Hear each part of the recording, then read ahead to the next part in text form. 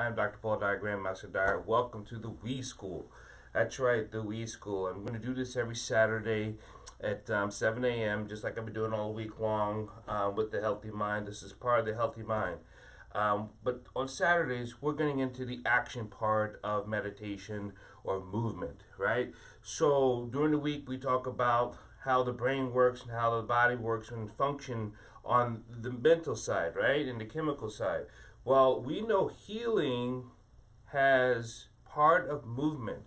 We've been doing movement for thousands of years. That's why we are standing on two legs. That's why we've developed our thumbs. That's why we do what we do. The study that I want to give to you is a lot to do with the sciences of healing, right? Because healing, once you understand the chemistry of the body, once you understand how the body is reacting, then you have to move it, right? And movement, once something stays in movement in physics, it continues movement. But you have the power, you have the resources to develop your movement into certain parts of your body. I know a lot of people study different things, and I study in the Wu family, which is Nigang Tai Chi.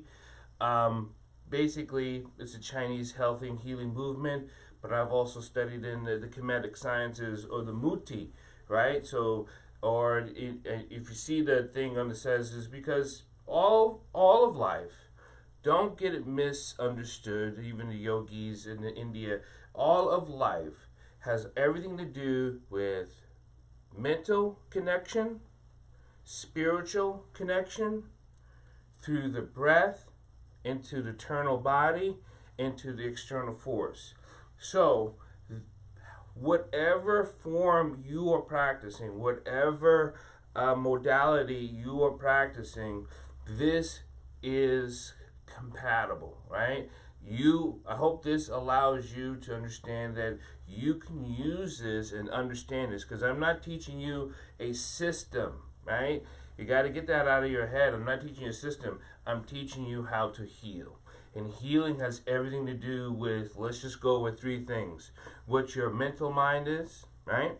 What your breath is, and what your body's doing. We all have two arms, two legs, two eyes, two ears, okay? Now it's about understanding how to move them with your breath and in an internal movement. Nigang and in internal action. I know one thing that bothers me about video, I want to do it. Someone had asked me, well, Dr. Paul, how do you move and how do you practice this, how you practice this? So I said, well, the problem with video is that you cannot see a lot of the internal action moving. It's very difficult, but if I can explain it, I'll explain it slowly. But in this time of our virtual time and our movement of crisis, or in our stay-at-home phase, I just wanted to help as best as I can. Because I'm sure you go to your teachers. I hope you go to your teachers. Find a good teacher. Ask me anything. Inbox me. If you're asking questions now, I'm unable to see it because of how my cameras are set up when I'm doing it in a week, but I'll answer them later. For the last couple Saturdays, you can follow this. We were talking about the Wu Ji pose. The Wu Ji pose is a balance pose here, right? And we worked on where our top of our crown is balanced, and we have our perineum, which is between our private parts and our rectum, right? So underneath that, it's got to be vertical. Our spine, right? We talked about our spine during the week. Has to be vertical, but I want to face this so I can see you. So now we're going to get into the breathing. Like I told you before, when you start to breathing in a balanced breath, in this type of balance exercise, the tongue has a purpose. And the reason why the tongue, someone had asked me, Dr. Paul, you had mentioned, as you breathe in, the tongue goes to the top of your roof of your mouth and touches in the back part of your teeth. And then when you blow out, it goes to the bottom part of your mouth. This is important for you to be in physical action. If you're always in internal action, that means you're involved in active breathing, right? So the reason why the tongue goes up is because it's touching on a point that circulates. Because remember, we're circulating through the body, and the tongue goes up, starts the circulation, blow out, completes the circulation. So you have a circulation. Remember that I was talking about that atom going around and circulating that energy field. We are developing that energy, the belly, in this particular breathing. Now we're going to go over different breathing techniques. There are tons of breathing techniques. And the reason why there's tons of breathing techniques is because there's different functions of the body and energy's got to get there. One full breath, what you call just normal breathing breath, just as good for keeping everything moving. But then you have what you call connective breath, then push breath, and different field breaths, right? To create pressure. That's why in all of our martial arts and all the stuff that we practice, when we practice, even no matter if it's painting, if it's calligraphy, it's no matter what it is, if you're connecting to the external world, there's a breath technique for you to flow with it. Okay? If you're not understanding breath work, please maybe do your reading and then ask me questions, because it's so in depth when it comes to breath work, and breath work is so important. I'll say it again, breath work is so important, because if your breath is off, your balance will be off. If your balance is off, then all parts of your body is going to be off, meaning your mind, your spiritual, your physical, your soulful, right? So your parts of your life is just going to be off if you are not actively breathing in the things you're doing. Whether you're walking, even though I'm talking, I am still actively engaging my breath, right? I'm not going and talking, and then I'm talking like this. Or if I'm screwing in a screw, I'm not holding my breath. No, we're breathing through. So all motion is all movement. We're breathing through our breath. Okay. So let's get right into it. So once you find form, right? And what I mean by form is that find a balance between your 2 feet. Balance between your 2 feet is a foot apart. It really is. Anything more than that, you're starting to go outside of your own frame structure.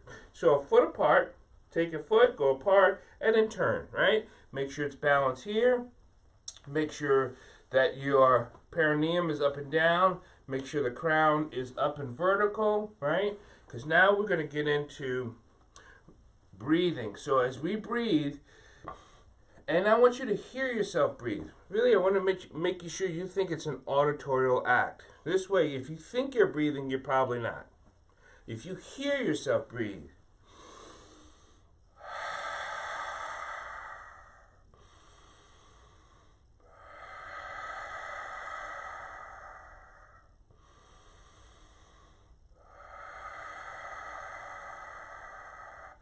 hear yourself breathe. This way you can hear the changes in breath when we start moving, right?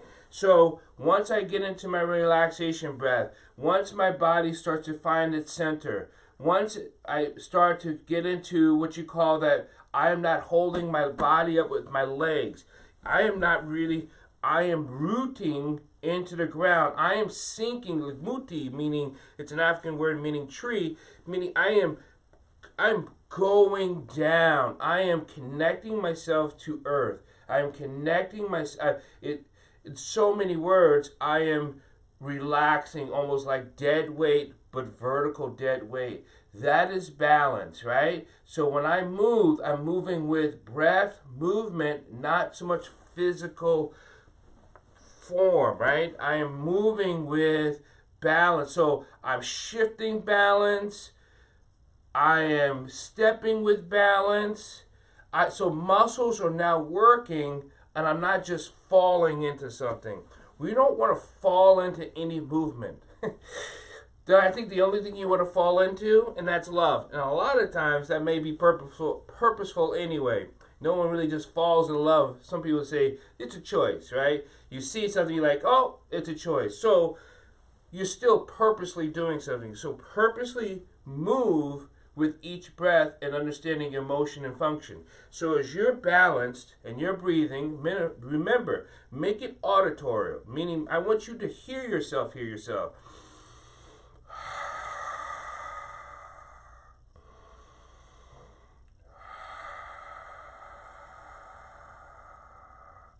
breathing in and out. Once you get into that relaxed state, I'm going to let you, how do you know, the question I get, how do you know when you're in a relaxed state?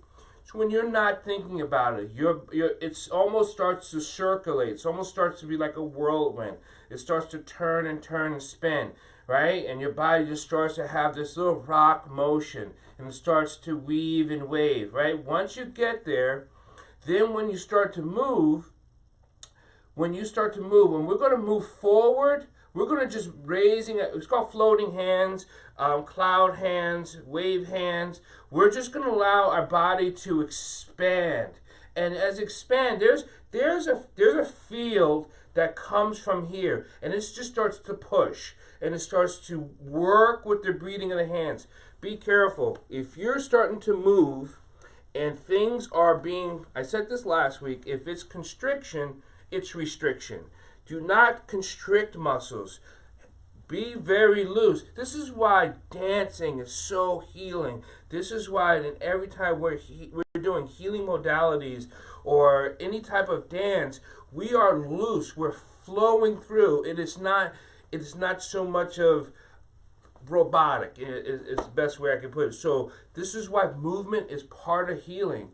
And I know as we're stuck in a house or we're moving a house, we have maybe not be moving. You can still move, even though if you're cooking, you can cook with rhythmic action and breath action. You can grab a can of soup. You can vacuum. You can do anything you want with balance and breath.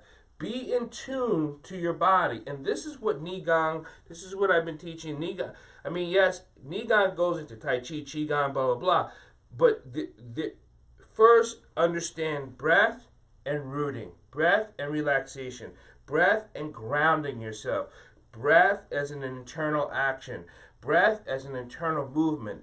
Breath as in moving the energy and the sickness and the healing from the inside to the outside. Okay, so once you get into there, and then we start to relax, and you'll start to feel, once you start pushing that breath, like pushing from here, not from here, not from here, not from the chest. Remember, breathing in, belly expands. Blowing out, belly contracts.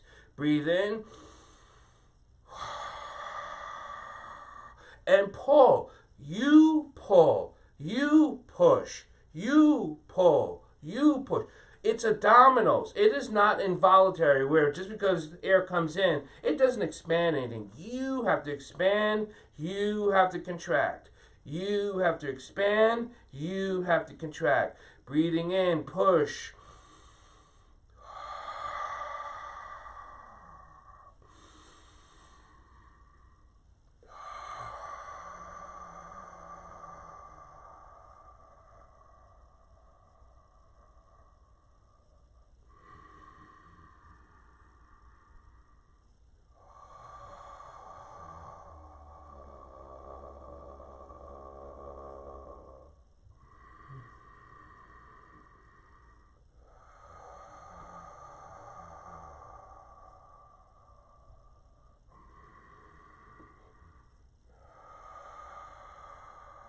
So once you get there, the next phase is that we're going to be adjusting our weight and we're going to be stepping forward, right? We're going to be stepping forward. Once we start stepping forward, there is a different breath. So as I breathe in for my relaxation,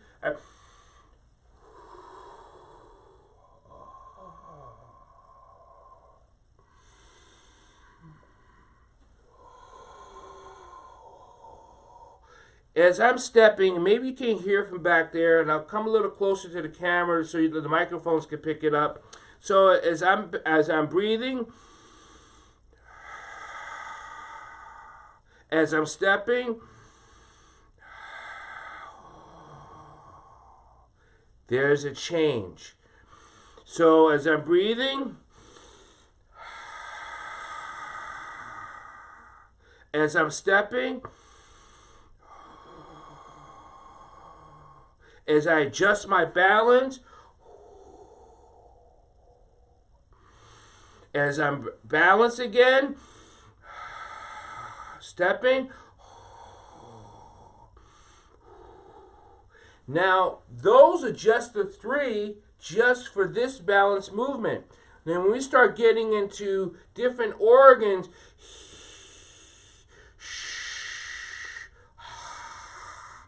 there are all these different sounds for the different organs and for the different movements. I don't want to take up too much of your time. I want you to get exercising, get meditation, get practicing, and get praying, right? So make sure you do your practice and do your training and keep your faith. Please, in this time, let us stay connected with ourselves so we connect with others. I said this last week. I think I have a problem. I'm a little bit fearful of people being very selfish when they come out of this.